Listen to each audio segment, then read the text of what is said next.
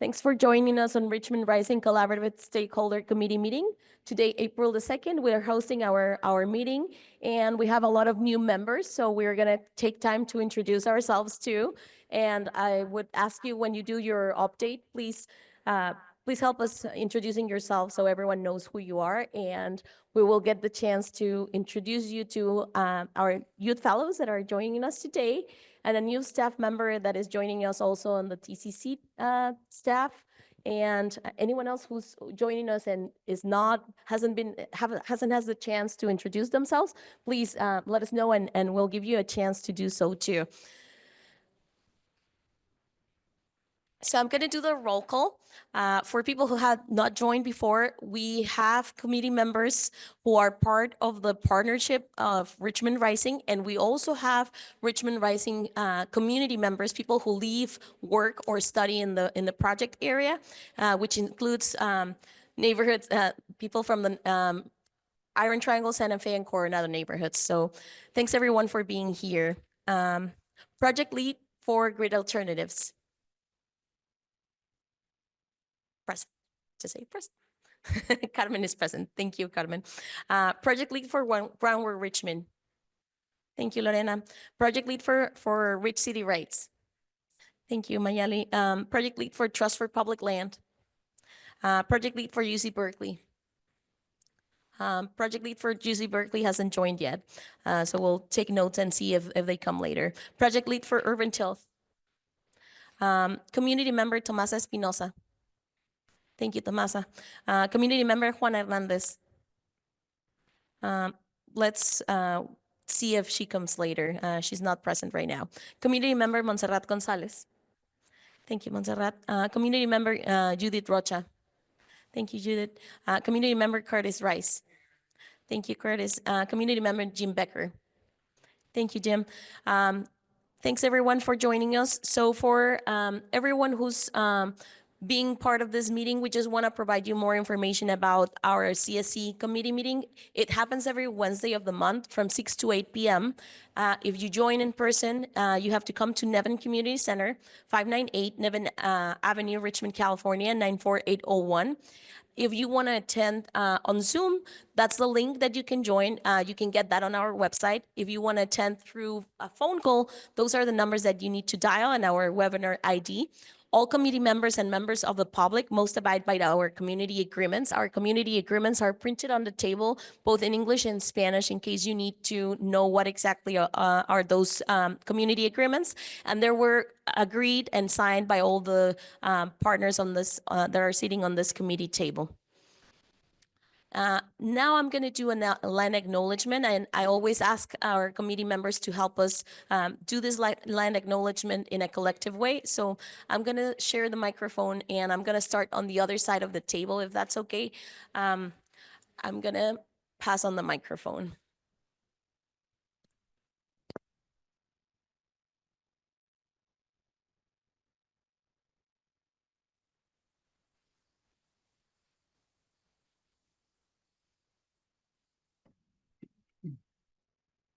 All right.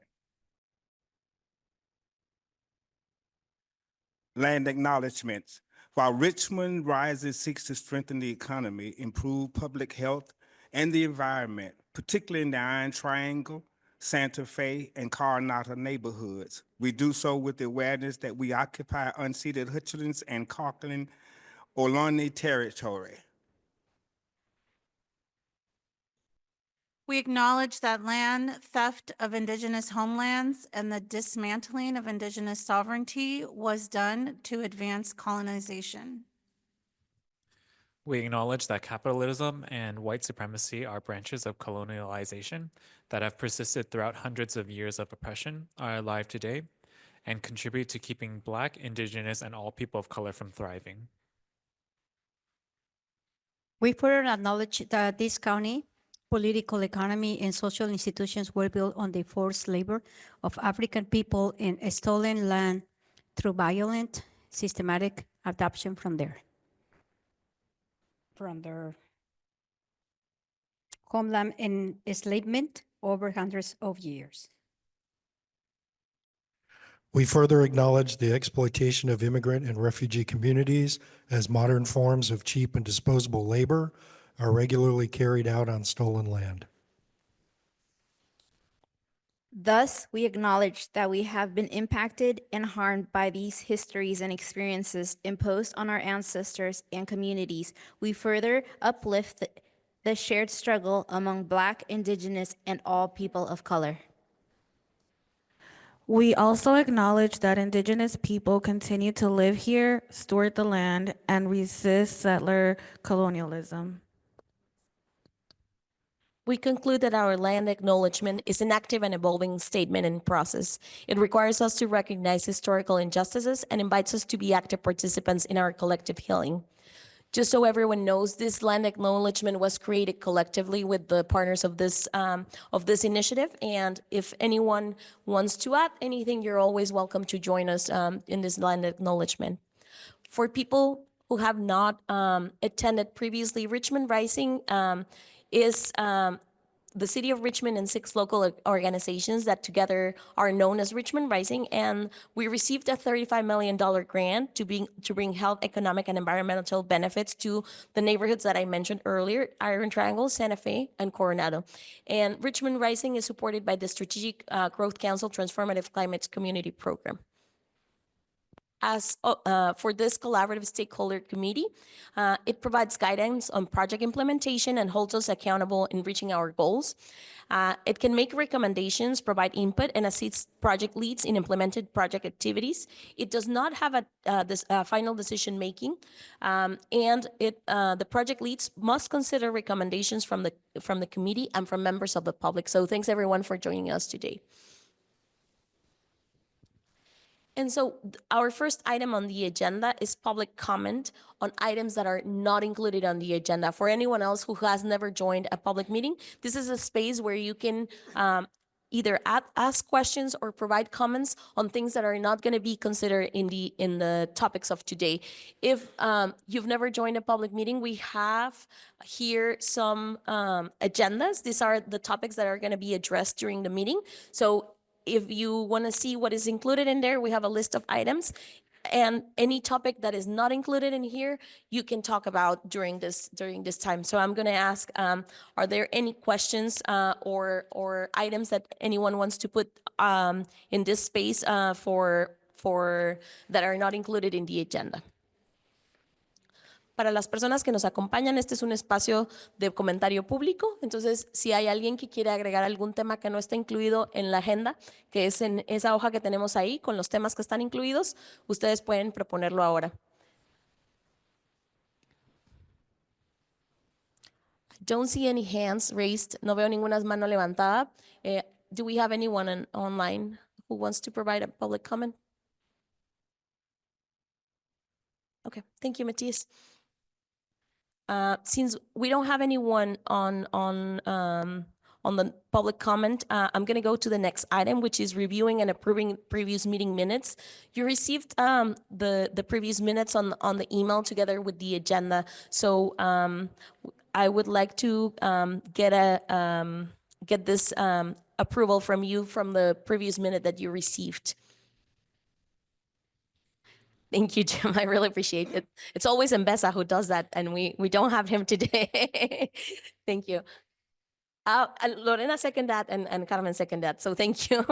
Can we get a vote for approval?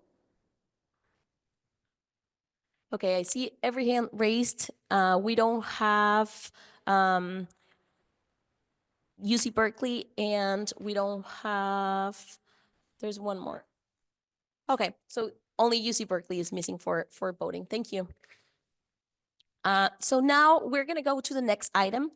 In this section, we usually report on every project status. So I'm going to ask people who are going to report on their projects just to introduce yourselves, because we have a lot of new people joining us today. And yeah, please do so when you get to your project.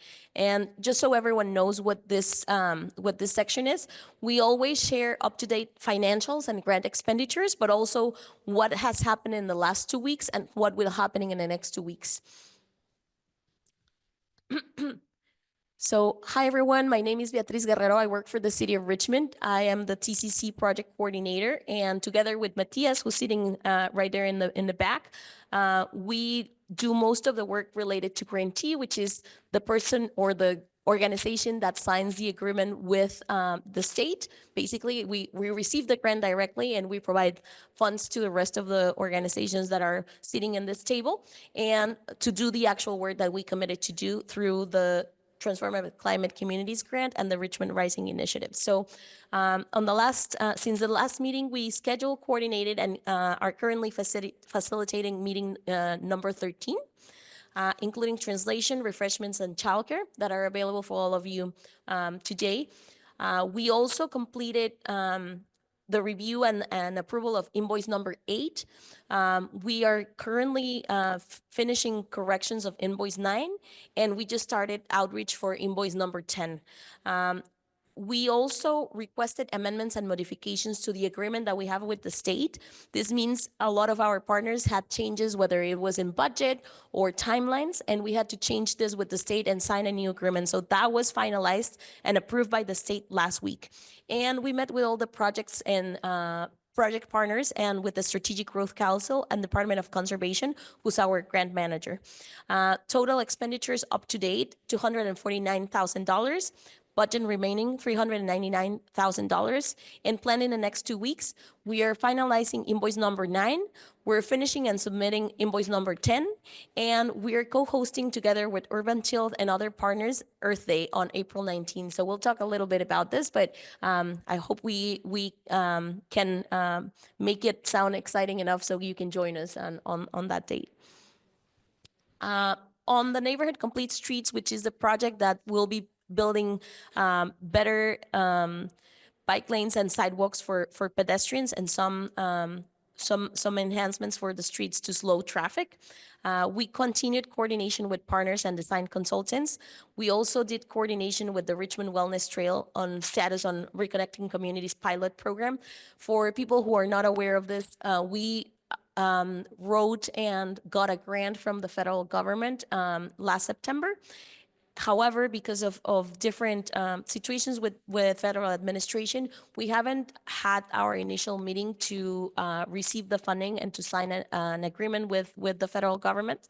So it is, we have decided together with Trust for Public Land that we will not wait for that funding to come. We will start the work that we agreed to do with the Transformative Climate Communities Grant, and we'll postpone the second part of the project, particularly focused on Neighborhood Complete Streets, because we don't have enough funding to complete the whole part of the project. So we'll talk more about this in the next meetings, because we are still trying to readjust budget, and this is out of our hands. This is something that we need to complete, because otherwise, if we wait for the federal funding, we might lose our state funding because of the timeline. So this is something that we wanted to share with you. We don't have the details yet, because we're still working on how much we can get done without the federal funding. Total expenditures to date, $31,000. Budget remaining, $5.1 million. That funding still remaining because that's for construction.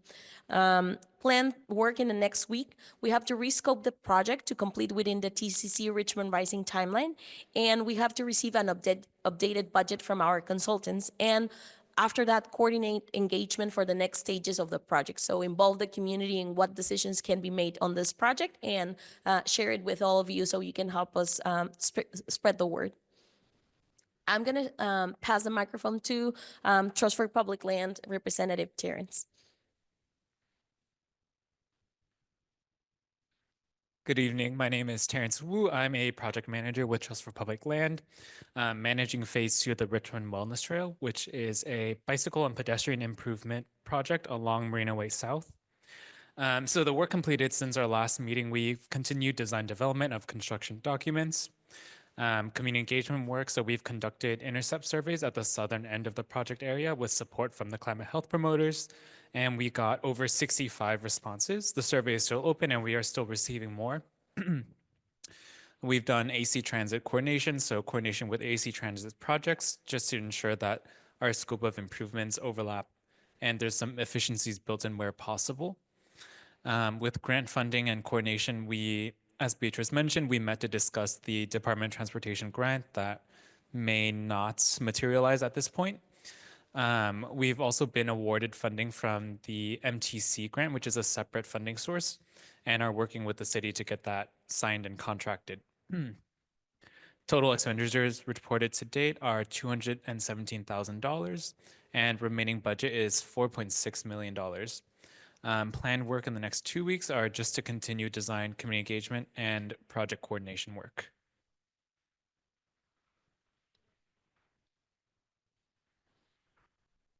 Hi, everyone. My name is Mayeli Rico. I am the project manager for the e-bike lending library, and I am with Red City Rides. The work completed since last meeting is we continue to showcase e-bike lending library designs to the community to gather feedback, suggestions, and votes to determine our final design. Our designs are still up on our Instagram page, so if you guys can all please go vote for your favorite design for our branding, we would really appreciate it. We also registered to participate in Urban Tilt's Earth Day celebration on Saturday, April 19th, 2025, Juneteenth Day of Freedom Parade, an event on June 21st, 2025, and Fiestas Patrias Parade on September 13th, 2025. Our total expenditures reported to date are $172,16. Our remaining budget is approximately $2.2 million. The planned work in the next 2 weeks is we plan to continue outreach efforts in person and at community events, and we also hope to have an approved building permit soon.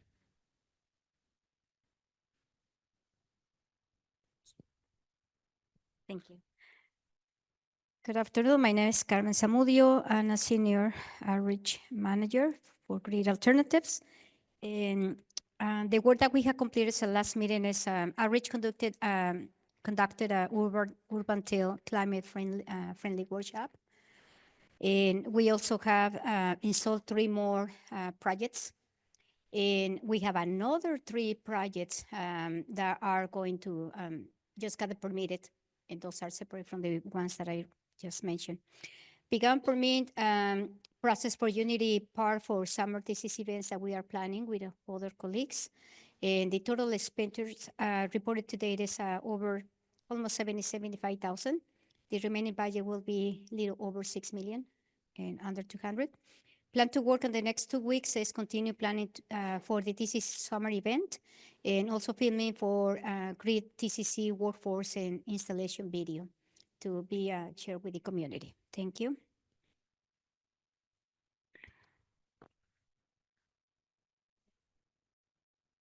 Thank you. I'm gonna go ahead and present from here because I got a glare from where I'm sitting at. But hello, everybody. Chito Floriano here, Director of Farm and Gardens with Urban Tilth, covering the Basins of Relations project. So far completed since the last meeting, we've installed 4 drip irrigation systems for Iron Triangle homeowners, totaling 31,560 gallons annual water savings. We also completed a pilot water catchment system design in preparation for homeowner installations. Total expenditures reported to date, 256,000. Remaining in the budget is about 1.4 million. And planned work in the next 2 weeks is to install some laundry to landscape gray water systems for Iron Triangle homeowners, and then also 3 drip irrigation water efficiency improvements system installations for Iron Triangle homeowners as well.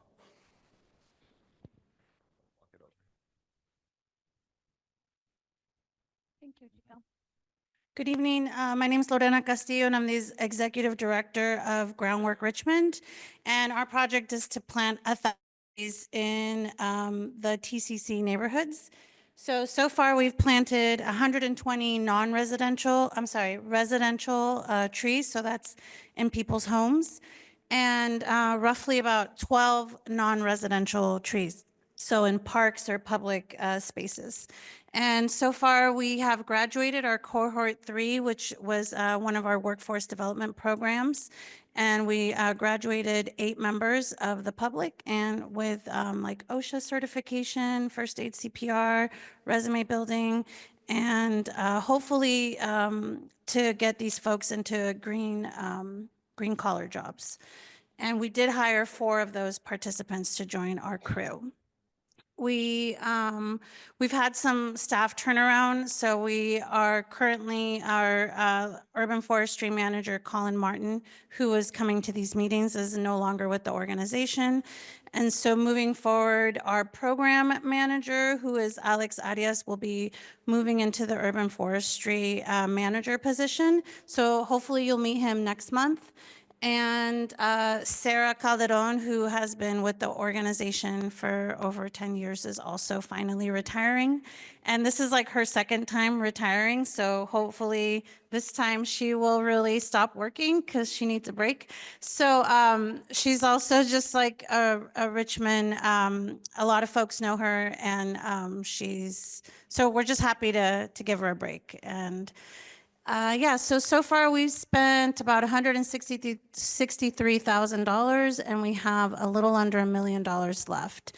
And we're working on coordinating our Earth Day event on April 19th, and we're also preparing for our summer green team, where we hire high school youth to come work with us 3 days a week and throughout the summer. So look out for more information on that. Thank you. Oh, I'm sorry.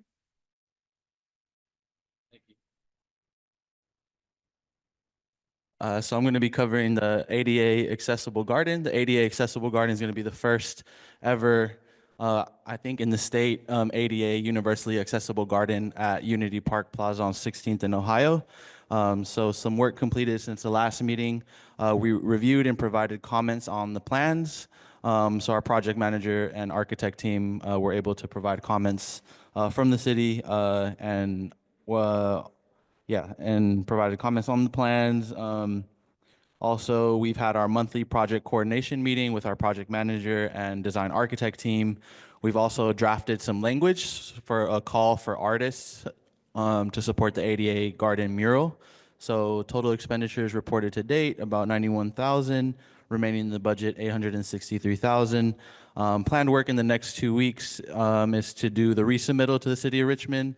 We also plan on installing a sign at Unity Park, disclosing the future ADA garden site. And then we also will be working on invoice number 10.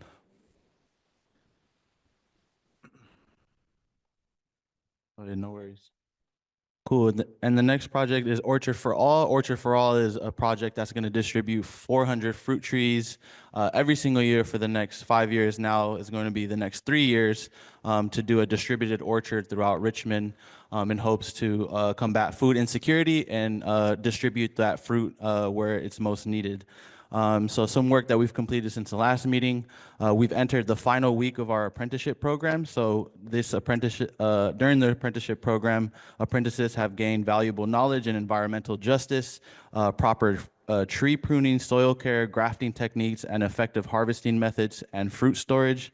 We've successfully hosted our fruit tree giveaway event where apprentices played an essential role in its execution.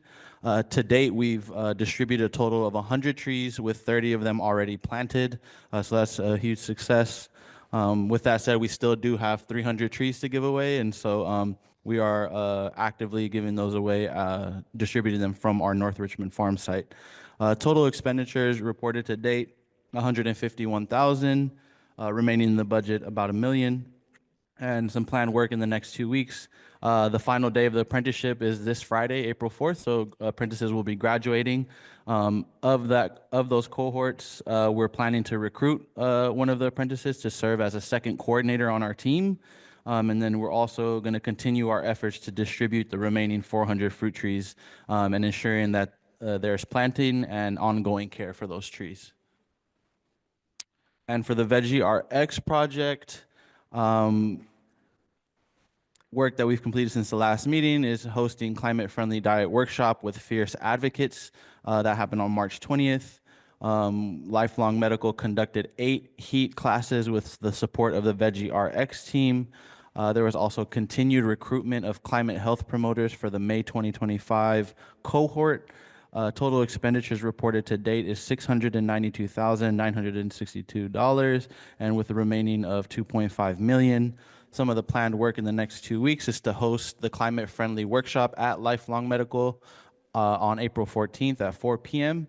and also host the climate-friendly diet workshop number 2 with Fierce Advocate on April 17th, and also scheduling some workshops for June and July. And just some background for VeggieRx project. It's a project that we partner with a local health clinic where doctors are able to prescribe produce bags to support patients who are on the cusp of food-related diseases. And so they go through these classes and as well as trainings and kind of build community around food and making healthier choices as a community. So super cool project, and that's my update. Thank you. Thank you, Chito. In relationship to the e-bike share program, for people who are new to the meeting, we have an e-bike share system throughout the city of Richmond. And if you haven't seen it before, you can see one of the bike hubs outside of this community center. You can see that there's bikes and a lock for bikes, and those are the hubs. We have eight bike hubs in the project area, and 75 bikes that were bought specifically for these 3 neighborhoods, Iron Triangle, Santa Fe, and Coronado. And we have continued the maintenance and operations of the existing bike hubs within the last month. And right today, the city had a meeting to discuss the most recent data. We keep track of all the data of like how many users we have on each of the bike hubs. And sometimes we have made decisions to relocate them based on the demand that we have from people who use the bikes. Total expenditures up to date, $500,000. Remaining budget, $500,000. And planned work in the next 2 weeks. We're going to review the data provided by Right Today to facilitate voucher reimbursement from Strategic Growth Council. We provide vouchers to residents of the project area. However, the state has stopped providing us reimbursement for the vouchers. And the reason is because residents are not using their vouchers. So they want to see the vouchers used, which we understand. But this is just to share this information with you, but also to let residents know, people who have their vouchers, use them, because the state is going to require us to take away the funding if you don't use it. So we'll have to use that within a certain timeline. We don't have a final saying yet, and I'm going to share the microphone with Matias because he has more information about this, but just wanted to let you know the updates. Was just going to add that they are still giving out vouchers now. So if anyone hasn't gotten a voucher, they're up to $100, which will get you like a lot of rides. It's like 30 to 40 rides, depending on how far you ride on the electric bikes. So definitely use those vouchers. Thank you, Matias. And so that's what would happen in the next couple of weeks, but the system will keep operating at least for the whole period of the grant. In relationship to community engagement plan, we shared this with Rich City Rights, and on the city side, I just have to tell you, we're going to co-host the event with Urban Tilt and other organizations for Earth Day. We're also attending Cinco de Mayo festival, and we didn't know about Juneteenth, but we're going to try to join too. Well, I mean, we knew about the date, but we didn't know about the logistics. So if you can share that with us, Mayeli, we'll love to join too. And I'm gonna give the microphone back to Gabby because she has a lot of updates for today in relationship to the Youth Fellows program. Thank you, Gabby. Hi, everybody. My name is Gabby. I'm the Richmond Rising Youth Fellow Project Manager. You guys will get a chance to meet them a little bit later today. But in terms of the program updates, additional onboarding documents were sent to them that were provided by our HR department. I also hosted virtual office hours, both in English and Spanish, that allowed the youth fellows to join and ask any clarifying questions about the program. We also reviewed every single document that has been sent so far to them for submission, and just clarified any questions that they had. I also hosted a community building meetup at Unity Park this past Saturday. So shout out to those that showed up. We had a whole bunch of snacks, music. We played some Uno, some Jenga, and just got to chat and get to know each other. So it was really fun. I've also been trying to keep up with communication and sending them daily reminders to make sure that there's still a couple documents that are missing. So just trying to be on top of that. In terms of recruitment, we still have a couple people, youth fellows that have applied. Like I mentioned last meeting, we still have a couple spaces open. So I'm still actively recruiting for youth fellows. So I'm going to be reviewing applications and setting up interviews for potential youth fellows. In terms of outreach, I tabled this past Sunday along with Mayeli at the Because of Youth Festival hosted by MCE. Total expenditure reported to date, 232,000, remaining budget, 2.3 million. Planned work in the next 2 weeks. I'm gonna continue partnering with our HR department to successfully finalize the onboarding for all of our youth fellows, as well as prepare all materials for the training, such as printing their documents and preparing their folders. Next outreach that I have is this coming up next Tuesday, April 8th, at the College and Career Fair at Richmond High.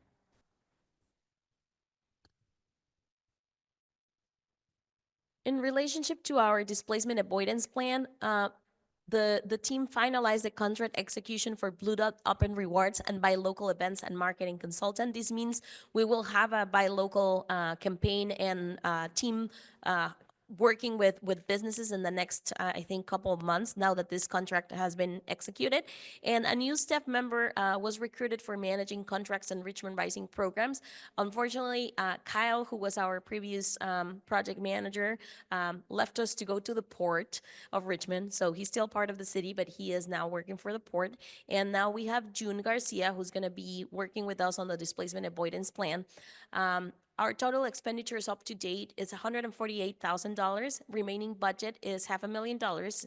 And on the next 2 weeks, Matthias and myself are going to do training for the new staff member so he can provide us support with invoice and progress reports. And we're going to just catch him up with all the work that has to be done in displacement avoidance plans, because there's also a lot of work that is coming on the facade improvement as well as the buy local campaign.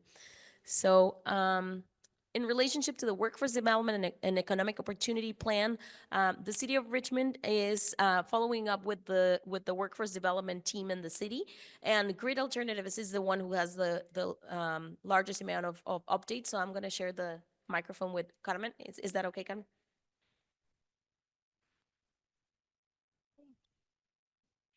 So talking about that, the work that we have completed since last meeting is set up a team phone line for training inquiries. Communications can take calls and text also in the number 510-241-3389. The recurrent efforts screening or trainings for solo training cohort, post on social media, Instagram, Facebook, newsletter, reach out to Lifelong Medical, Jim Baker, also from RCF, and Lisette Cepeda from EDC. We table at MCE because of Youth Festival, Contra Costa College on March 30th. The project development with Grid Solar team for promotional video about our workers in the region. And the total expenditures reported to date is $176,900. The remaining budget is about $1,256,000. And we plan to work in the next 2 weeks recruiting, tabling a youth works youth and youth adult resource and career fair. Finalize the training list and onboard participants for the first cohort. We are very excited about that. And that will start first training cohort in April 14. So the invitation is open. Please come, learn. Thank you, Carmen. And I had not seen you, Alice, but I see you're over there, and I'm going to share the microphone with UC Berkeley. Hi everyone, apologies for being late. Buenas tardes a todos, me disculpan por llegar tarde. My name is Alice Bruno. I am the representative for UC Berkeley, and just for context, UC Berkeley is the institution that is helping evaluate what all of the projects are doing, so we have more of an overview role. And since our last meeting, we interviewed a potential student who might be joining our research team during the summer, and they would just be working on TCC-related activities, interviewing some more folks, and doing some more of the qualitative storytelling around what's happening in the project area. We finalized our year one report edits based on the feedback that we received from the city of Richmond, and we've been working on gathering the additional documentation that we needed for invoicing purposes and hopefully finalized our edits. We will have a budget update by next meeting, we're hoping, and in the next couple of weeks, we will complete summer hiring, give you an update on whether we have someone joining our team or not.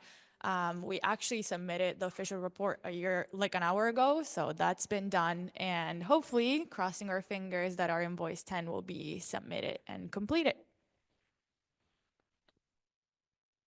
Thank you, Alice. Thanks everyone for providing your reports. I want to open up the space. Are there any questions from the committee in relationship to the report that we just heard from partners? Any follow-up questions? Yes, Tomás, I'm going to share the microphone with you.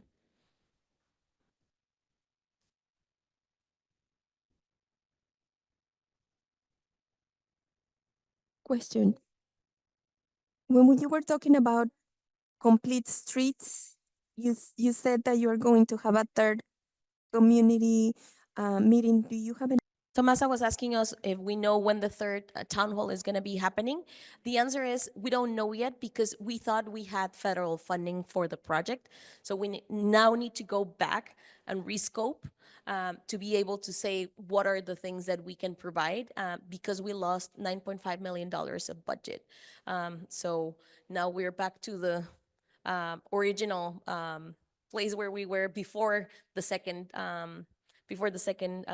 workshop or town hall, and we need to go back to tell you what is possible to do with the funding that we have from TCC.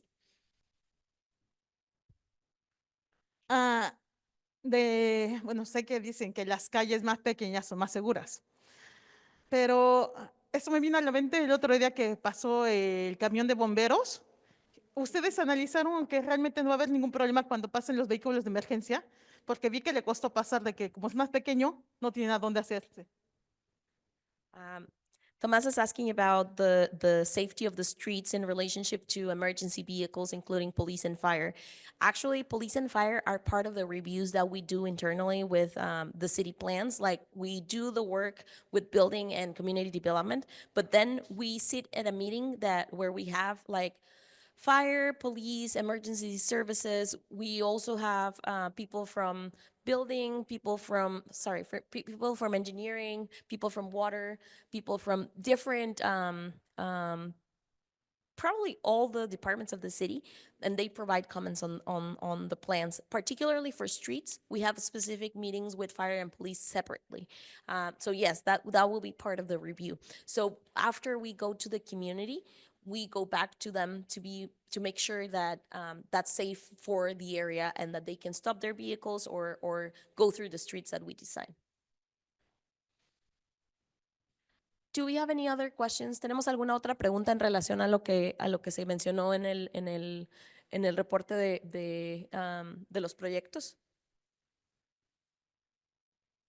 I'm going to open the questions to the public. ¿Hay alguna pregunta del público en relación a los reportes que se hicieron? Is there any question in relationship to the reports that you heard today or anything related to the programs or projects that were presented today?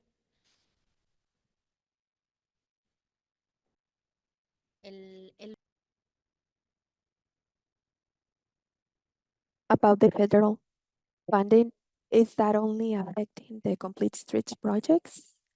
Projects that are impacted by federal funding are Neighborhood Complete Streets and Richmond Wellness Trail. In terms of Richmond Wellness Trail, it's not a big impact. It's just specific traffic lights and construction work that was going to be done. For Neighborhood Complete Streets, it is a big impact that we're suffering, and we're trying to rescope the project as of right now. So yeah, no other project has suffered any budget impacts. ¿Alguna otra pregunta? Do we have any other questions before I move on? Okay. So we usually have this space to report out on any community questions or comments received by community members. This is for the committee members. Do you have any questions that you received from the community or comments that you received that you want to share with us, whether it's partners or community members?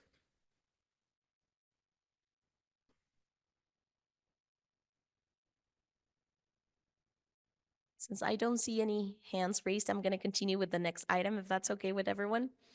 So now we're going to committee business items for the discussion today. So we have 6 topics on the agenda, so everyone knows what we're going to talk about today. I know this was a long intro, but it's usually what we do so everyone is informed on what is happening on the projects. Number 1, we have Youth Fellows introduction and nomination discussion. We have Bright Saver presentation on Renter Solar program because we have heard a lot of residents asking about renter solar information, and we have a nonprofit that is joining us today to talk about this. We have Orchard for All fruit tree giveaway report. We have Right to Date Richmond Community Foundation connection follow-up, and we have Earth Day project partner coordination, and we have Reconnecting Communities pilot program update. So I'm gonna share the microphone with Gavi, who's gonna help us go through the Youth Fellows intro and nomination discussion.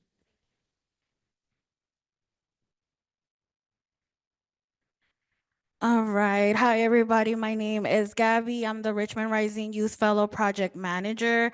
I'm also with Rich City Rides. So, like I mentioned to you before, these past couple months, I've been trying to recruit and get the Youth Fellow program started.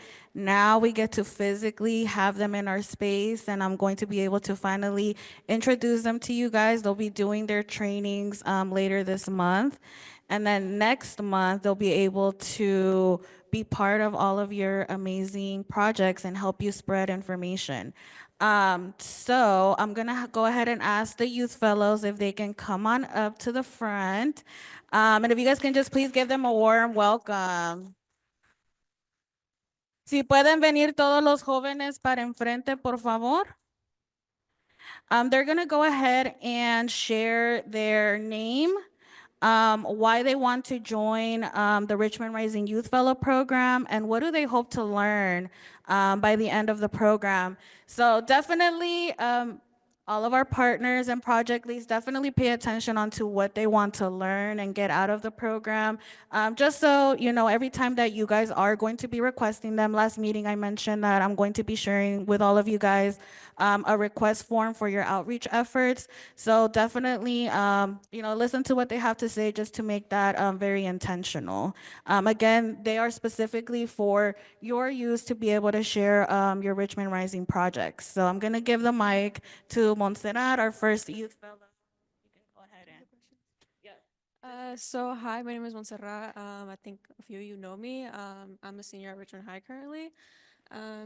I basically decided to like join the fellowship basically because I'm already part of the community and I wanted to see like in what ways I could like further involve myself into it. And I hope to like learn in what ways I could continue like further on, like after graduating, like into my adulthood, how I can like continue helping the community.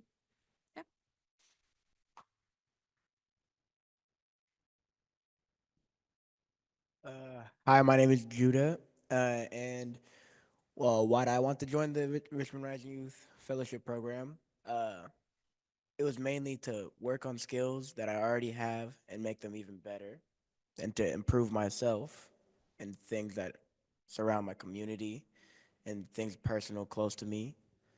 And I hope to learn. Hmm, I hope to learn what I can, whatever I can from this program. Uh, hmm, so I got a little stage fright.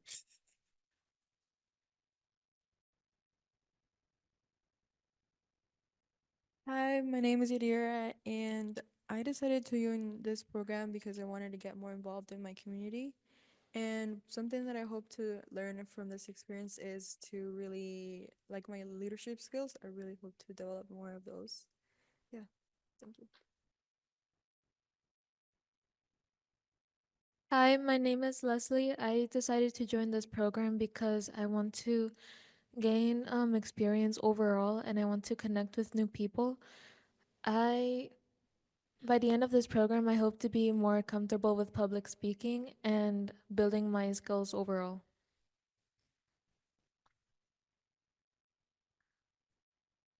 Oh, Hi, my name is Mickey. I wanted to join this program because I really love how united the Richmond community is, and I actually really appreciate and love all the work that you guys do.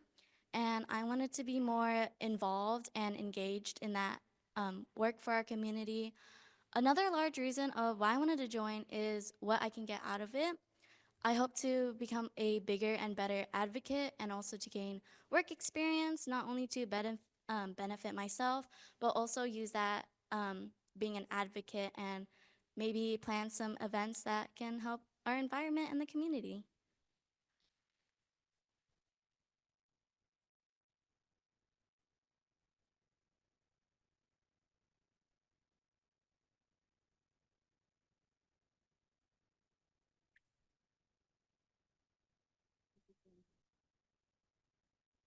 Buenas tardes.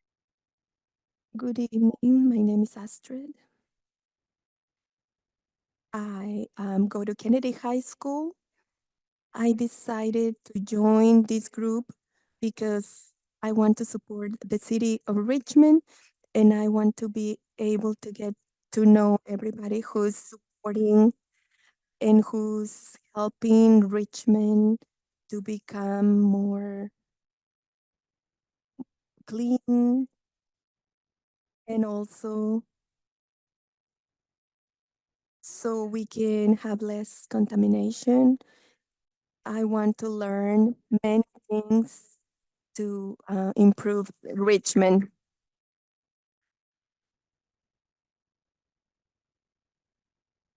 Hi, my name is Delia.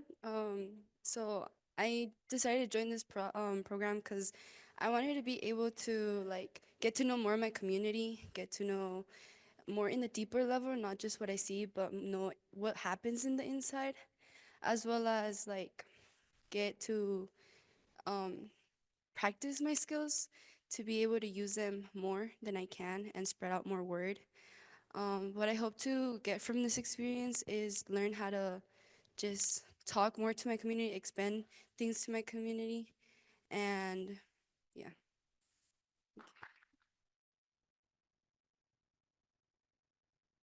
Hey everyone, my name is Jose, and um, sorry, I'm gonna read that.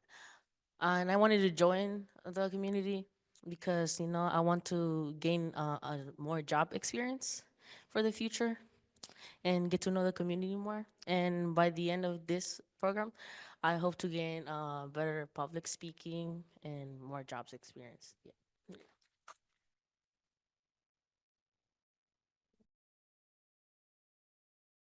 Hi, my name is Maria. I decided to join this group because I like to see how people care about the community.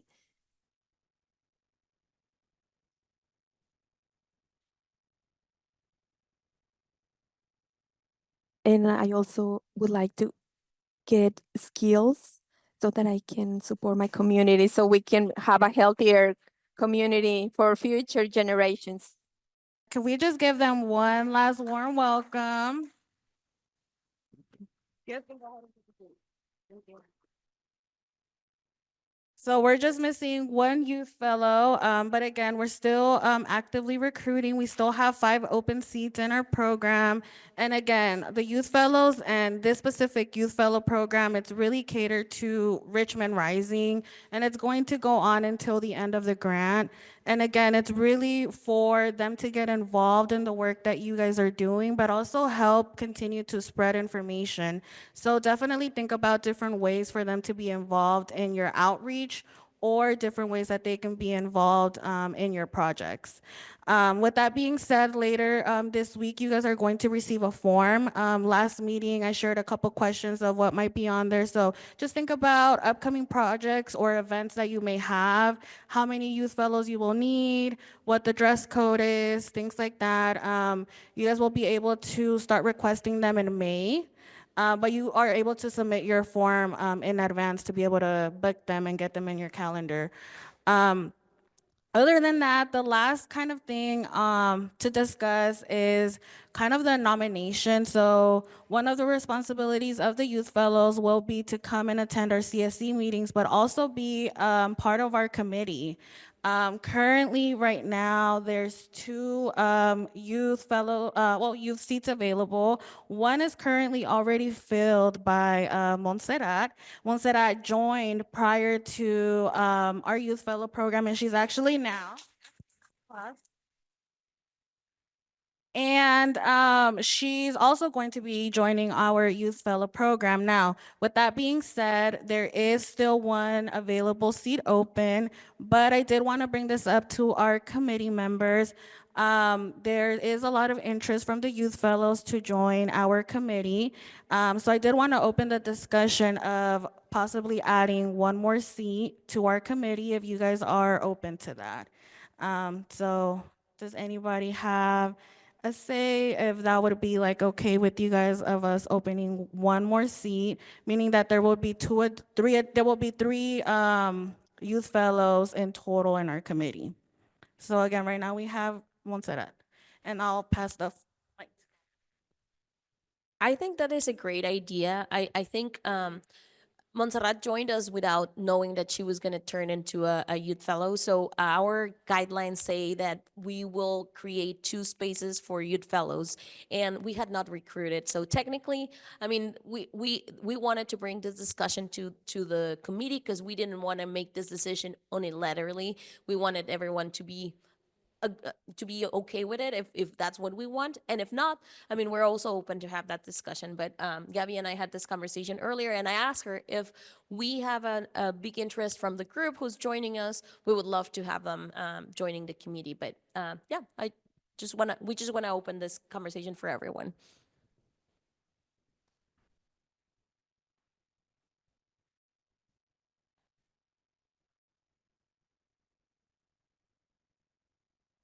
I just wanted to add that we can also add more seats like per the MOU that we have. So if we think that we want to go more than just 2, we could go as many. There's no limit in the MOU. So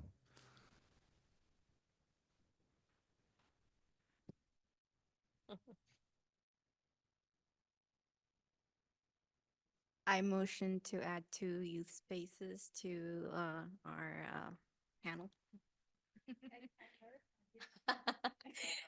Thanks everyone. So I'm gonna call I'm gonna do a roll call for the vote, if that's okay with everyone. Unless there's any other comments. Do we have any other comments? Okay. So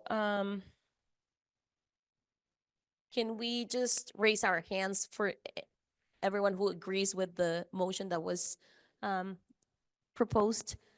Okay, so I see every hand and and additional hands that are joining us on the table today. So awesome. This is a everyone voted yes. So we're passing that initiative. And I also don't want to forget. Can we just give a very big clap to Gavi because she put this program together from scratch. So thank you, Gavi, and thanks for making this happen. We're all very excited and welcome to our youth fellows too. We're very excited to have you here. We really hope you enjoy. And please, if you're interested on working on something in particular, just feel free to ask. That this is what this space is for, and we want you to learn. We want you to be excited about the work that you're doing, and we're very happy that you're joining because this work is being done for the future of the community, and you are part of that future. And we want you to be part of the decision making and the process that is happening within the community. So welcome. We're going to go to the next item, and I'm going to share the microphone with Cora, who's joining us today, and with Arthur too. Thank you so much. I'm Cora. I think my friend Arthur. I just want to make a quick introduction. So my name is Arthur Bart Williams. I'm the Executive Director for Grid Alternatives Bay Area. And, you've met some of our amazing team. The work we've been doing in terms of electrification and solar and workforce development. I invited Cora to come present today, and I wanted to give you just a little bit of background. This is not going to take long. So we've been longtime partners with in Richmond, providing the services that we do. And we've got a big mission to really have folks benefit from renewable energy solutions. But we've got a couple, we are restricted. So we're able to do what we do in terms of single family, installing for single family solar with funding that we get from multiple sources, but they restrict us. And the folks that we serve have to own their home, okay? So that's the first thing. I'm not going to steal any of the thunder, but this is part of the, you'll hear why I invited Cora here today. And then I was here last meeting, and I heard, I think it was from Curtis, really kind of calling for innovation and some solutions. And that's what it takes to really meet the mission that we're trying to do. So that's the other reason why I invited Cora here to present what they have. So we are exploring and developing our relationship, but I think that it's definitely worth sharing. So thank you for being here, Cora. Thank you, Arthur. Thank you. I'm so happy to be here. It's amazing work that's going on here. I'm Cora. I'm a climate advocate. I am a mom. My 1-year-old said thank you for the first time before I came here. So I'm a little giddy from that. I can't wait for him to say thank you again. And I'm here today, as Arthur said, because I am starting a nonprofit called Bright Saver. And our goal is to make solar accessible to everyone. So these are my two co-founders. And if you could go to the next slide, Arthur kind of already set this up. I mean, we love grid alternatives. Our friends Arthur, Carmen, we think it would be great if everyone could get grid alternatives. Really, literally, let's put rooftop solar in every house. We can't because not everyone's a homeowner. So people are left out. We started Bright Saver because we don't want anyone to be left out of access to solar energy and wiping out part or all of their PG&E bills. So if you could go ahead, I'm going to skip these because Arthur, to the next one. Yeah, okay, so what are we doing? As we all know, rooftop solar is very expensive. You have to be a homeowner. It costs $20,000 to $30,000. You need a suitable roof. I talked to someone the other day who says to me, I own my home, I want rooftop solar, but I need to replace my roof. How long will I live? He's in his 70s. Will I live long enough for it to pay off? It doesn't work for everybody. So we're here for folks for whom it does not work. So we're doing what we're calling backyard solar. So this is only one of the installation options. I'll show you more as we keep going. Backyard solar is available to everyone. You don't have to be a homeowner. It pays for itself from day one. So meaning there's a subscription cost of $34. And we match that to your energy savings. So from day one, you're not spending anything extra. And this isn't on the slide, but it should be, you own them after 6 years.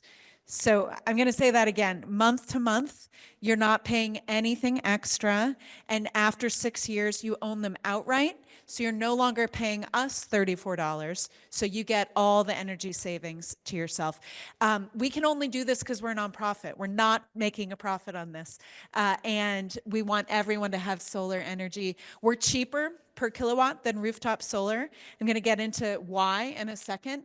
But mostly we're offering this because it is available to everyone, renters, homeowners with unsuitable roofs, everyone. Can you go to the next slide? Thank you. And so, did we skip one? There we go. Yeah. Okay. So this is modeled on something called balcony solar. It's really big in Europe. If you go to a European city right now and you look out your window, you'll see these panels hanging off of people's balconies. And it's become a whole movement. So many people are doing it that it's actually helping the EU reach its clean energy goals faster than anticipated. When is the last time that ever happened? So it's a really big movement. People are saving on their energy bills. The war in Ukraine raised energy prices. A lot of people went out and got these, started saving money. Then legislation passed encouraging it, but it hasn't caught on here yet. Now, if we could go to the next slide. And why hasn't it caught on here? Number one, cost. So in Europe, this has been building for 10 years.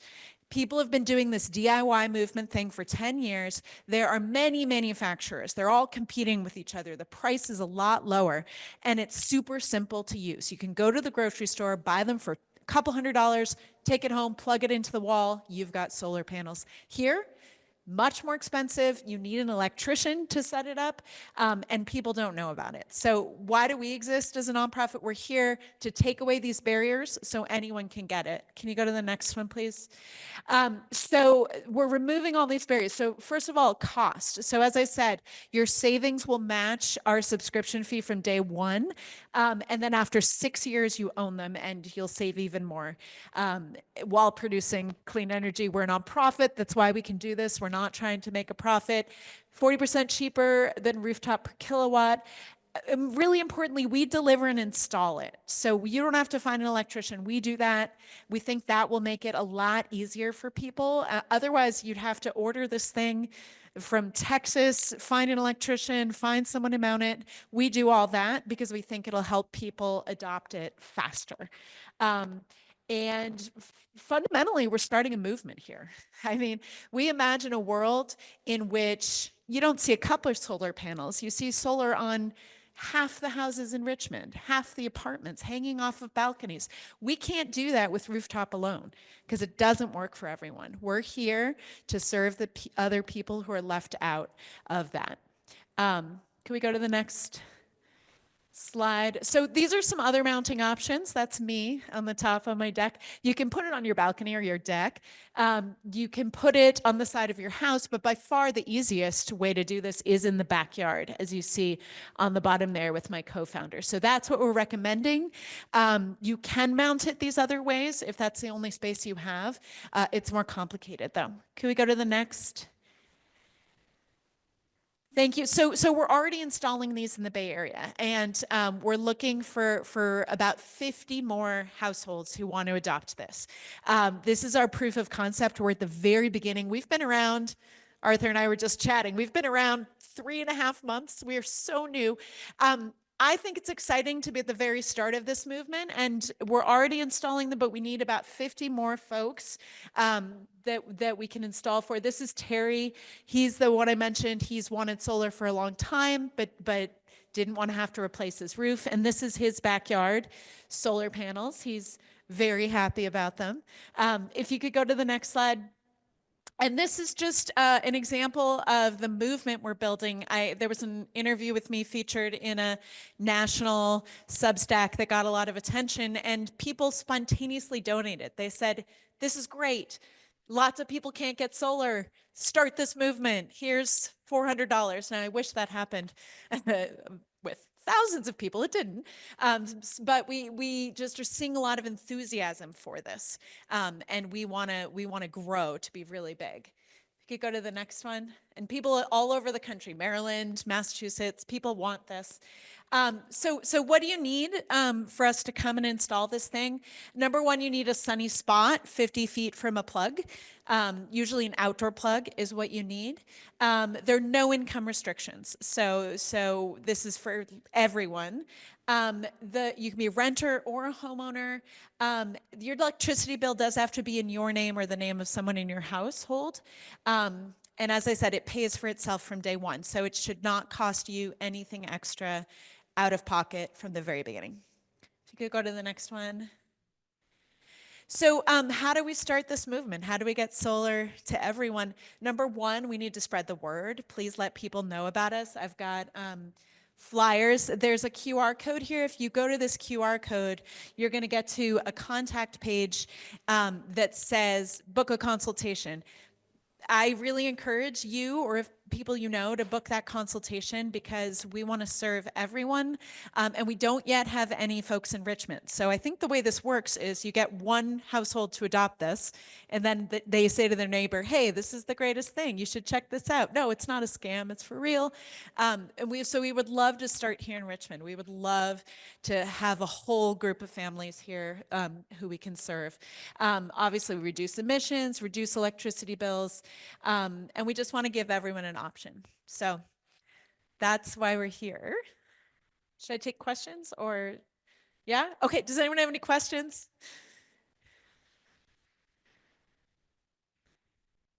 Yeah. Oh, sorry. Just so it gets recorded. What's your capacity to install these? Because what if we have hundreds of homes?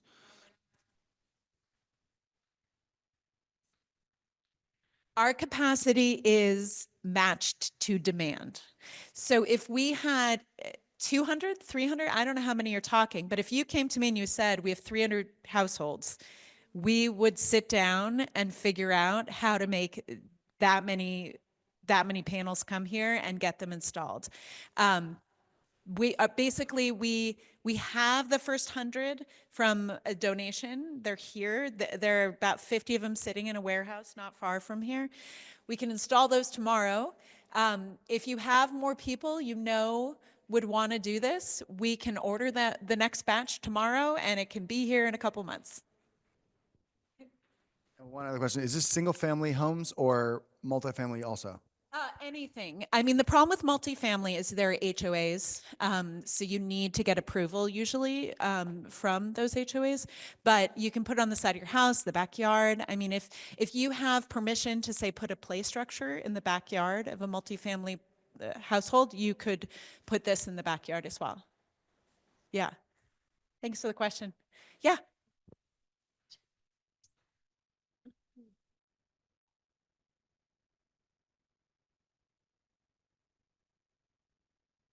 Mi pregunta es, si no eres el dueño de la casa y estás rentando, ¿necesitas el permiso del dueño de la casa? Estás rentando, necesitas el... If you're a renter, but do you need the permit from or the permission from the owner of the house? Thought I understood that, but thank you for translating. Yes, you do. In Germany, actually, this is the legislation that passed that made this really take off.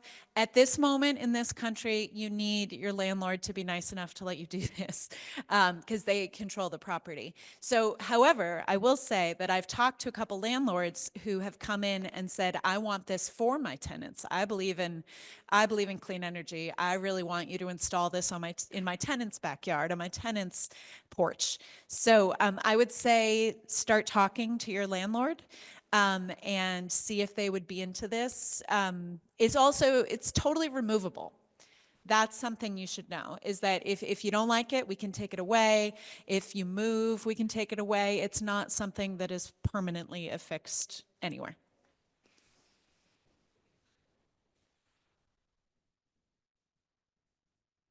Oh, yeah, 100%. Yes. Yeah, thank you.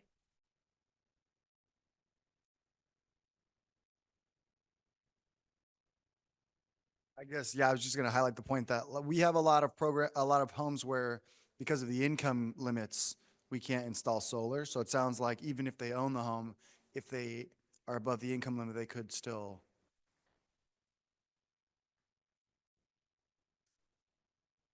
So we're serving everyone of every, sorry. We're solar for everyone. We're serving everyone of every income. Frankly, people who have very high incomes, they're probably going to get rooftop. So they probably aren't the best fit for us. The people who we really want to serve are people who have no other option for solar, because we could be gathering that energy right now and getting off PG&E faster.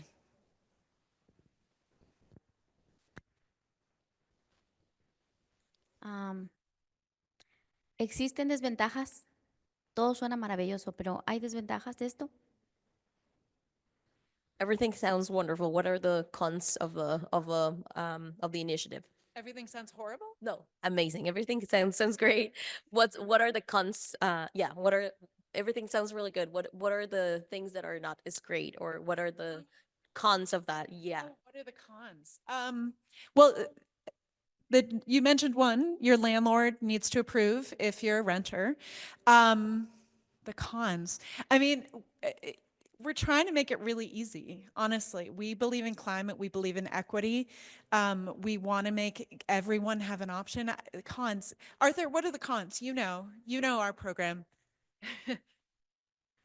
I would say one con is that, and you mentioned it, you started last quarter, right? So this is new and you're doing a pilot right now.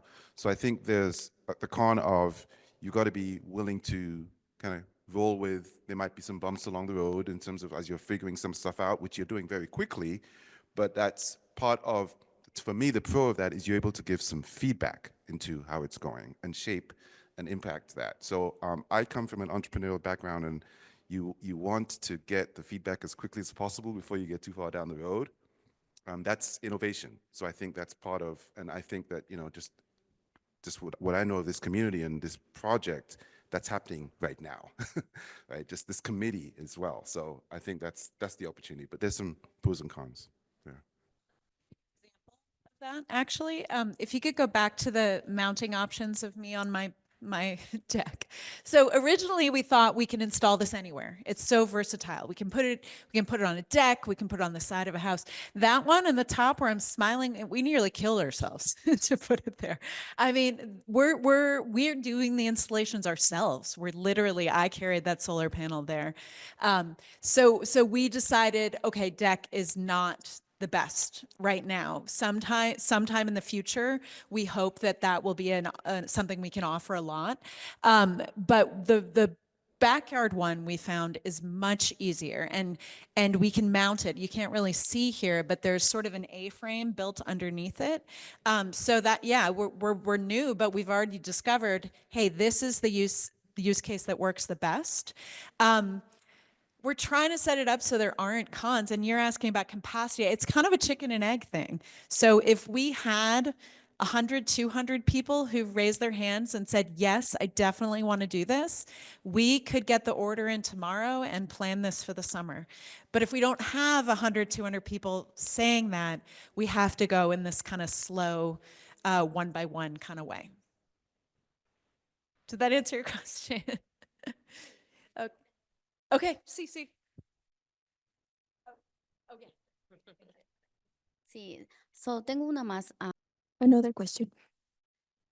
Considering the requirements and the new administration that we have, are there legalities that would impede to get the service right now? That's a great question. That's on all of our minds, isn't it?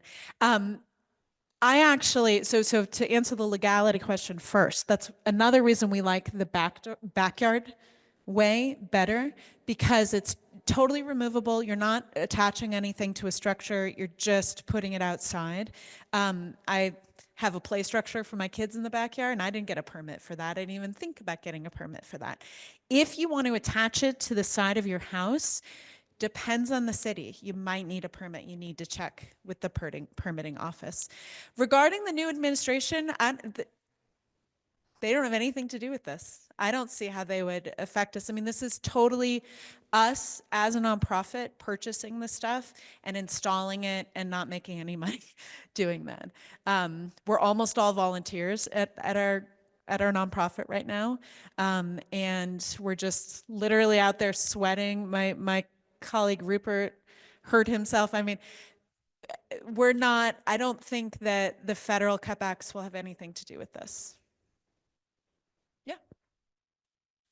One last thing I want to say. I don't take it lightly introducing a company to you all with Grid's reputation.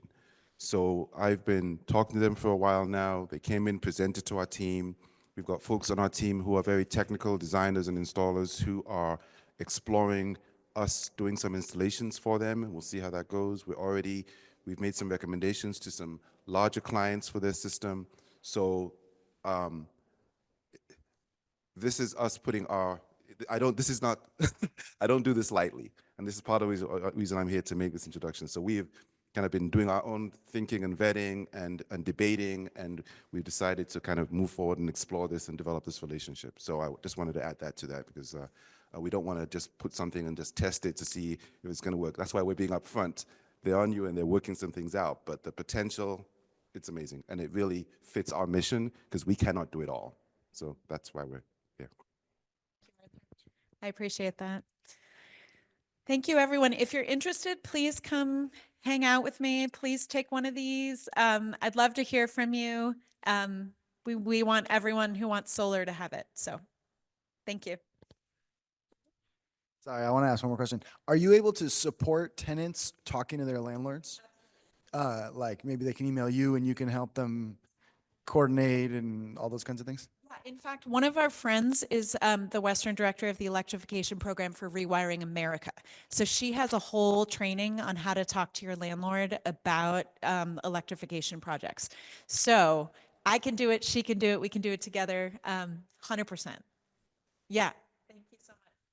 Thank you, Cora. We really appreciate having you here. And if you're open to that, we can also set up meeting with our environmental manager in the city of Richmond. So maybe we can do some coordination. And besides the clients that you get from the community and the meeting and the information that is out there, this is going to be published on our website, so it will be available for anyone.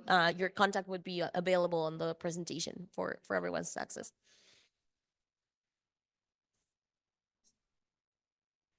Thanks for joining us. Thanks, everyone. So I'm gonna share the microphone with Chito, who's helping us with the Orchard for All Energy giveaway report.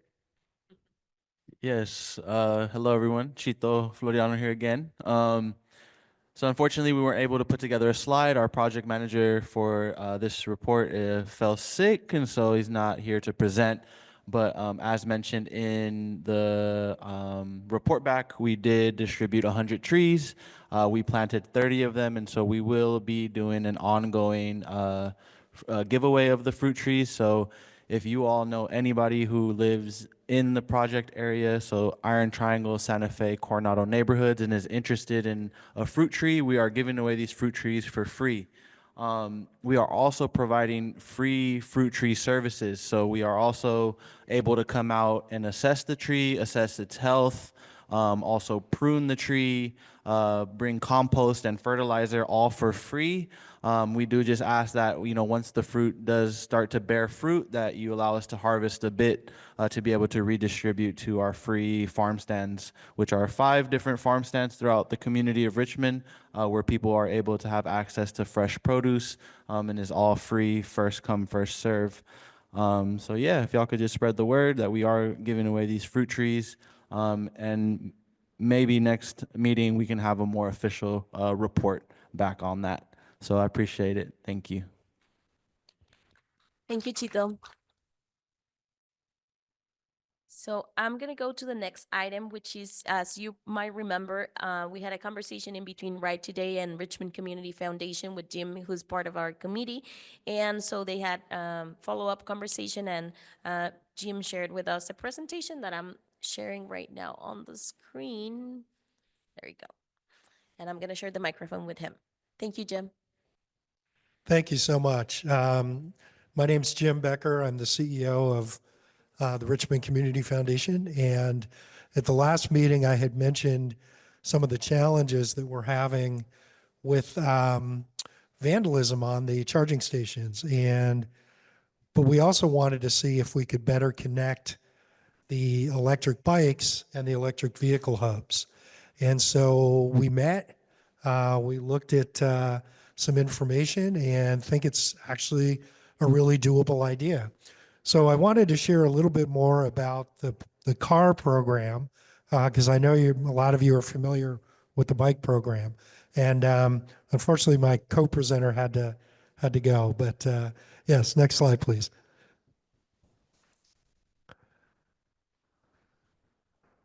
So the program is called Mio Car. That's the car, and they are new Hyundais and Chevy Bolts, and they work really well.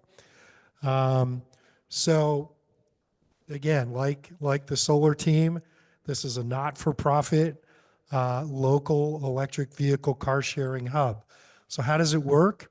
Well, there's an app you can use on your phone, and for $4 an hour, you can check out one of the cars and you can drive it basically until the charge runs out, which is about 350 miles before you have to charge it again.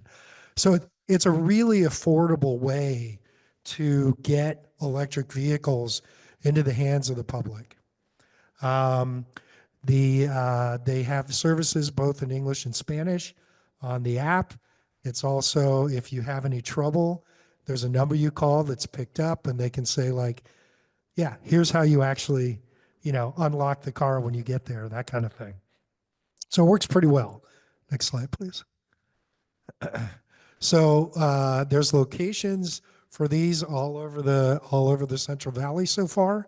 And if you look up north, it's starting here as well. So up in our area, we have Richmond and Stockton that have this service. So Richmond is the one that we're involved with. This is funded by a grant from the California Energy Commission. There's 14 vehicles that are deployed around the city. The challenge has been the charging stations continually get vandalized. People think there's copper in the charging plugs, and there's not. So they cut them off, they look for the copper, they don't find it, and they just throw it back on the ground. And it's become a real problem. And the electric bikes are having some issues with vandalism as well. So we're trying to work that out.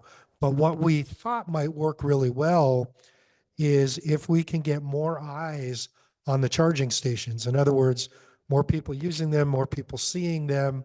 And that means, and this is what we're excited about, is partnering with the electric bike program to co-locate the bikes and the cars in the same place. Because if we have more people going back and forth, less likely that someone will cut the cable. Next slide, thanks. Again, it's affordable, it's super easy. It's $4 an hour. There's no charge for mileage unless you go more than 150 miles. Then after that, there's a 35 cents a mile extra charge to the $4.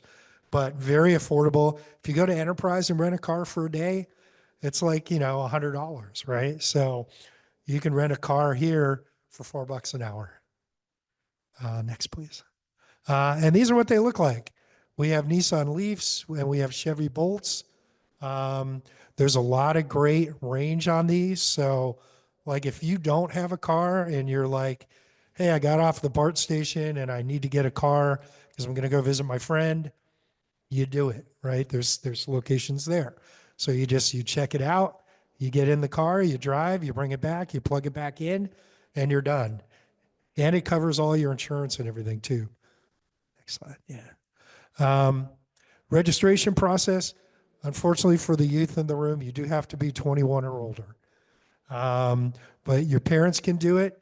You have to have a valid driver's license, and you have to have a valid debit, credit, or prepaid debit card because it's charged it's charged through the phone. The app is called ZEV, and there's a picture of it on the right. And these are located in the same zone as the Richmond Rising project area, which is why we really think getting the cars and the bikes in the same place is probably going to help us both out. One more. Okay. Basically, to create the account, if you decide you want to use the vehicles, you just need your driver's license and, again, a credit card or a debit card and your email and cell phone. You plug that in and you're good to go. Once your application's complete, they do an orientation with you. Someone will call you and they'll say, like, here's how it works. They'll walk you through the ZEV app, make sure that you know, like, how to check out the car, where it's going to be, how to plug it back in, how to open the door. It opens from your phone. So all of it is through the phone app. Member guidelines, basically just remember that you're sharing this with other people, so plug it back in when you're done. Make sure you take all your stuff with you, because if stuff gets left in the car, chances are someone's going to break in and take it. So try to make sure you take all your stuff. Each vehicle has cleaning supplies, so if you are concerned about hygiene and someone else using the car, there is a packet of cleaning supplies. You can wipe off the steering wheel and all that. That's kept in the vehicle. And pickup and checkout is at the same location. So if you pick it up, for example, on the site on 41st Street, you return it there. If you pick it up at City Hall, you return it to City Hall. And only the member can drive the vehicle. That's the other thing. So if you have the app on your phone, only you should be driving that car. But sign your spouse up or your older child, right? The app doesn't cost any money. The app is free to get access. One more. Yeah. So we have lots of partners in this. As you can see, the city of Richmond is, of course, our biggest partner, but we have partners throughout the Bay Area. One more. I think that might be it. Oh, and we do local events. So coming up in June, we will have a like take the car for a ride day. We don't have a date set yet, but we're looking at like late June. So you can just come and we'll have the vehicles ready to go, and you just hop in and drive it around, see if you like it. And if you do, we hope you sign up for the service. We launched it in September. Oh, we can skip these. We launched it in September 2023. And I think that might be it. Yeah. So anyway, and people like it. So here's some testimonials. So we're hoping that partnering with the bike program in Richmond Rising and co-locating some of the sites, we can actually mitigate a lot of the vandalism that's happening. They're cutting them faster than we can replace them. So the sad part is when the charging stations are up, all the vehicles get used and then they get cut and that vehicle goes off, because if we don't have charging, you can't use the car. So we're working on that piece of it, but you'll see these. They have the Mio Car logo on the side of the car, and check them out. Thanks. Thank you, Jim. Are there any questions on the committee table for Jim in relationship to this presentation? Oh, yeah. Just because I'm over here. Have you thought about putting up signs that say there's no copper in these wires? We have the signs. It doesn't seem to matter. We have cameras, and they've been stolen. So it's challenging. And we try to put these in community locations, right? These are not up in the hills. They're not in the rich neighborhoods. These are in our neighborhoods here. And so it's challenging, but we have insurance. We continue to replace the parts. There is a new, and this is something we're looking into, there is a new charger that is like, you know how like you have the phone chargers where you just set your phone on it and it charges? They now have, and we have to price them out, but they now have car chargers where you just drive the car onto the pad and it will charge. So if that works, and we don't know yet if the technology really works, it's new, but that might be a possibility too. Yeah. I think you said that like to download the app and all of that, you said it was no cost. But on one of the slides, I just had a clarifying question. It said that there was a fee when you register, whether you get accepted or not, you get it back. Okay, how much is the original fee? Okay. Do we have any questions from the public? Any comments from the public? Oh, Loren. Oh, sorry about that. ¿Trabaja todos los días de la semana? Y la otra es, ¿cómo se llama? Si pasa un accidente, ¿quién cubre eso? Do you work, well, does the program work every day of the week? And if there's an accident, who covers the accident charges? So it is 7 days a week, 24 hours a day. And the vehicles are in parking lots and that's where you pick them up. If there's an accident, you have insurance through the program. So that doesn't mean that if you hit somebody, they can't sue you. They probably will. But our insurance will cover the vehicle and any damage to the vehicle. Does that answer the question? So yeah. So I guess if it's your fault and you hit somebody, we'll fix the vehicle, but we won't fix their car. Yeah. Thank you, Jim. Do we have any other questions? I'm gonna speed it up with the next two items because I want everyone to be able to leave at 8, which is the end of the meeting.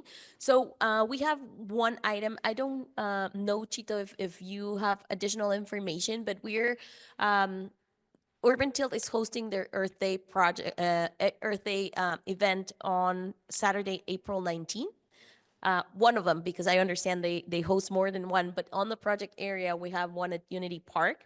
And I hope everyone in this committee has received an invitation to table in that event. For people who let me know that they wanted to be part of it, I shared this information with Our Lady, and you're part of the vendors list already. There's a meeting happening, I believe, later. Representative here. So we have a team member here, Brenda, to give a quick up-to-date detail on our Earth Day celebration plans coming up here in the next 2 weeks. So passing it over to Brenda. Hello, my name is Brenda. I'm from Urban Tilt. So yeah, we just want to invite everyone out to the Earth Day celebration. I believe the next Earth Day planning meeting should be coming up. I don't have the exact date, but just look out for those emails. Yeah, so this is a free event. We're gonna have a petting zoo, live music, a DJ, clothing swap, tie-dyes, lots of fun activities for the community. So I have some flyers over here at the table if you guys wanna pick that up. You guys can register online at urbantilt.org/events, or over here, we have a little QR code for you to register. It's also in Spanish, so have those details there. Right, here you are. Thank you, Brenda, for sharing the information. Are there any questions in relationship to the event or anything that you want to know that hasn't been mentioned? I was just curious if we're able to do like a service project. Like, do we promote that ourselves as an organization in partnership with the event? Like, if we wanted to do our own like maintenance project or something along the Greenway, could we do that? I think we could do that. We can coordinate with Our Lady and Brenda to figure out how to advertise that, because I think all the information for the community has been put out. So, but I think you can still do your own. And yes, I think that is fair. Yes. And as you can see, the logo of Richmond Rising was included in there, so we wouldn't get in any like additional question of who wanted to be part and if they needed to provide time or not. We just the city of Richmond provided resources to print the flyers and provide information to the community and some of the food funding, but we let it open for anyone to participate if they wanted to. And for people who don't want to be engaged and just want a table, that is also fine. And if you want to organize the event, we can talk about that with Our Lady, just to see how we can voice it out and how she can include it on the document that it's always created for all the community to see what's happening. So I think we can get that edited. We just need to talk to her, if that's okay. Thank you, Brenda. Are there any other questions from public or committee members? Okay. As soon as I have the next meeting date, I'll forward that to everyone just to make sure that everyone is invited. And if you're not there, Lorena, I'll have that conversation with Our Lady just so I can let you know as soon as possible. And then last but not least important, as I mentioned before, we wanted to update you on the Reconnecting Communities pilot program update. Basically, this is a grant provided by the Department of Transportation, federal government, and we applied on September the 30th to get this grant. The grant was provided to us at the beginning of this year. I think it was around January 10th, and we were provided $9.5 million as the award letter that we received said. However, since then, the welcome webinar for grantees has been postponed 6 times. So since the administration changed, we have not received any official communication that the grant is canceled. However, our deadline to provide plans for our two projects, Neighborhood Complete Streets and Richmond Wellness Trail, is August 2025. So that means we need to finalize the projects to actually get the projects out for a bid. So because the next meeting for this for knowing what are the next steps with this grant is May 15th. We don't believe that we can wait for that meeting because the execution of agreements with the federal government usually takes around 6 months. So that is why we decided to continue with the project, both projects, without waiting for this funds. Fortunately, Richmond Wellness Trail got a grant from the Metropolitan Transportation Commission to cover for the design work, but we still have to identify funds to cover for the construction pieces that were missing in that project. So as I mentioned earlier, we will have more information for the public in terms of, the next engagement meetings, because we will have to pivot and focus on a shorter space of the project area. What we can tell you is that we have been taking into account the community's feedback to know which are the areas that the community wants us to focus on. And it's mostly looking like we're going to be focusing on schools and the Greenway, which are the areas that have the most impact on the community's walking, biking, and also collisions that happen from cars while schools are open and while parents are leaving their kids at school. So that's where we're leaning toward. And we're also working with the engineering team so that they can request additional resources for next fiscal year, so that the things that we cannot pay through TCC, the city can also put some budget on it. So we're going to try to do our best, but we wanted to be very transparent with you and share this information, because we know that community members were part of this engagement process, and we want to be very, very open. We're not very excited about this happening. We have to say we're sad, and we're a little frustrated to not be able to know if this money is actually going to be received by the city. But we want you to know that this is not stopping us from doing the work that we need to do, and we wanted to share this with everyone, because we are struggling with it, because we had a commitment with the community, but we also need to be aware that $9.5 million is a big impact for the projects that we're working on. So wanted to share that with you. Terrence, do you want to say anything else, because you're also involved in this process with Trust for Public Land was our partner for the grant. So is there anything else that you want me to share? Okay, so that's basically it. I don't know if there's any questions from the committee or from the community in relationship to this. I'm going to open it to everyone.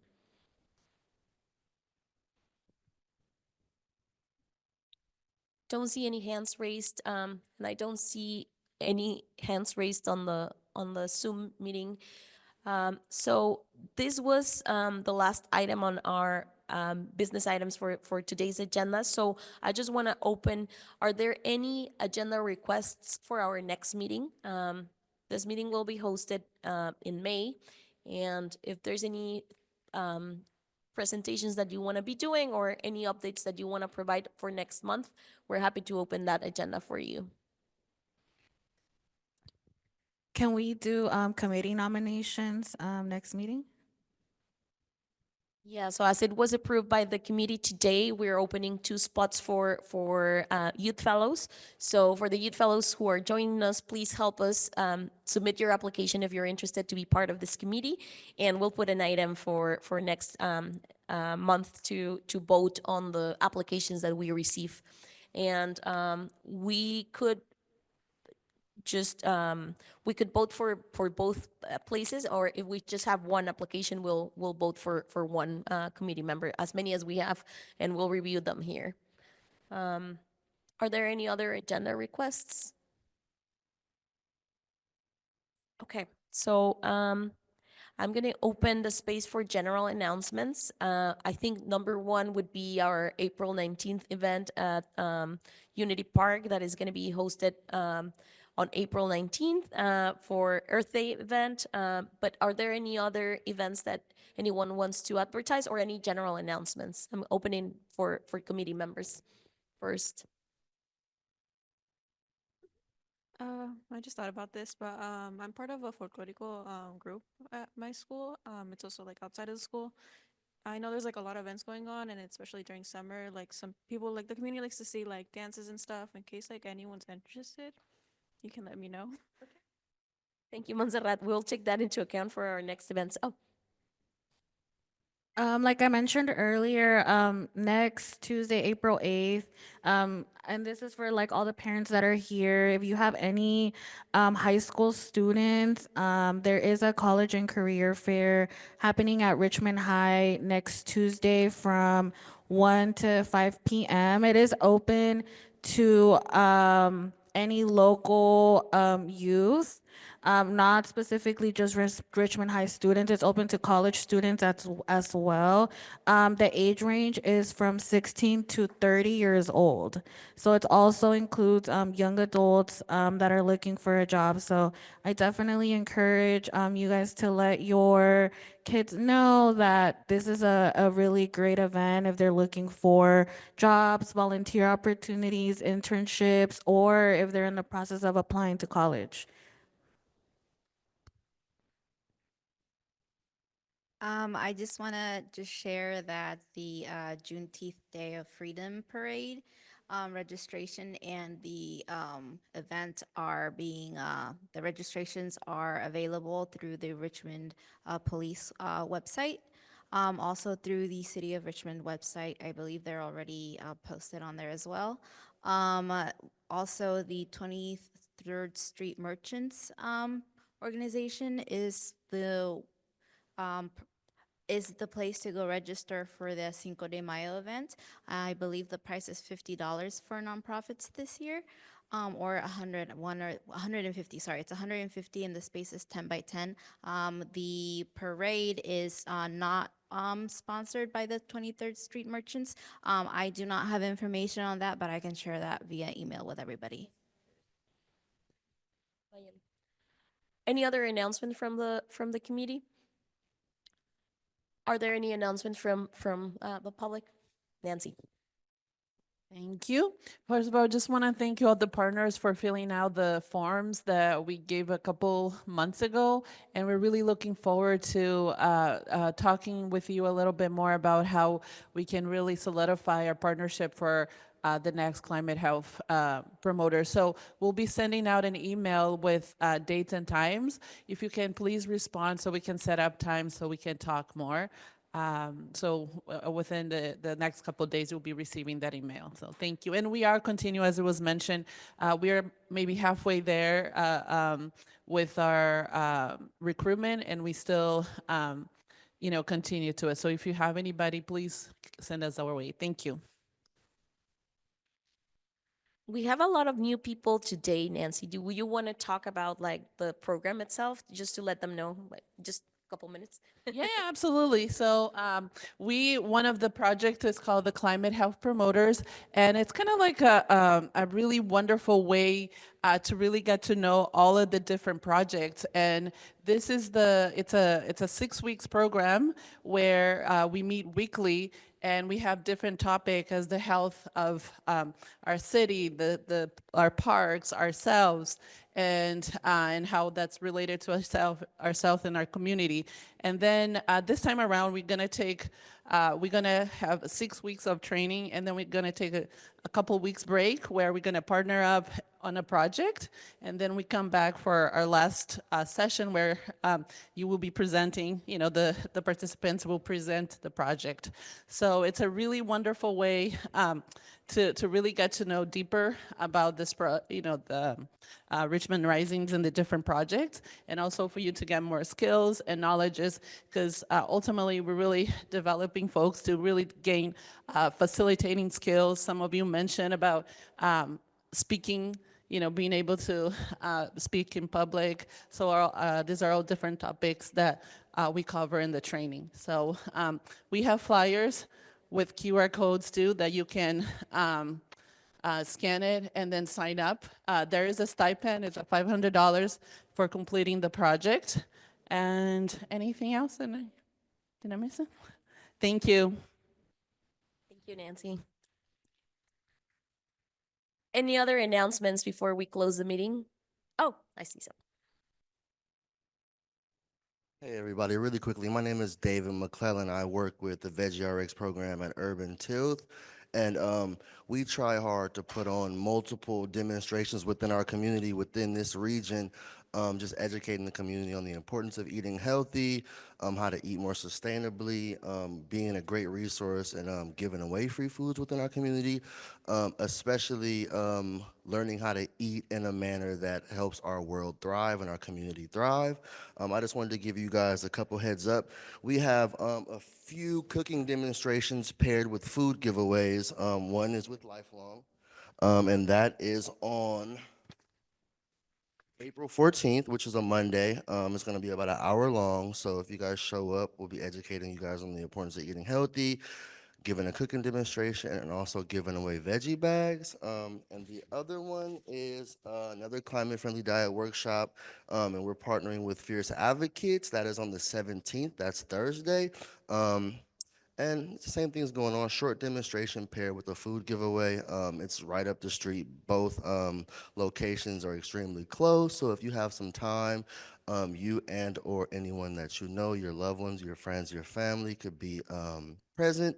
We would love to see you guys there. So just short and sweet. Thank you.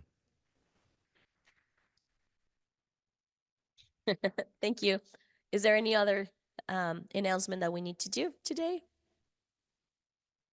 Thanks everyone for being here. So 7:54, this meeting is adjourned. Thank you.